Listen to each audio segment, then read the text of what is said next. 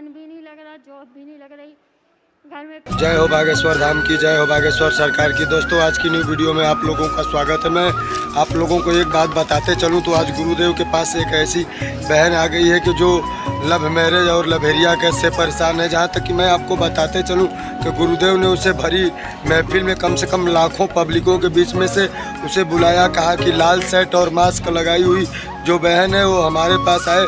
जो कि मैं आपको बताते चलूँ कि वो लड़की गुरुदेव के पास नहीं आनी चाहती थी, लेकिन गुरुदेव ने उन्हें काफ़ी मशक्क़तों के बाद वो अपने मंच पे बुलाया और काफ़ी बातों पे चर्चा किया। मैं आपको बताते चलूं कि उस लड़की ने बोला कि गुरुदेव मेरे घर वाले मेरे को बहुत परेशान करते हैं, परिवार वाले अपने अनुसार करवाना चाहते हैं, जो कि मैं अपने मनपसंद से शादी करनी चाहती हूं।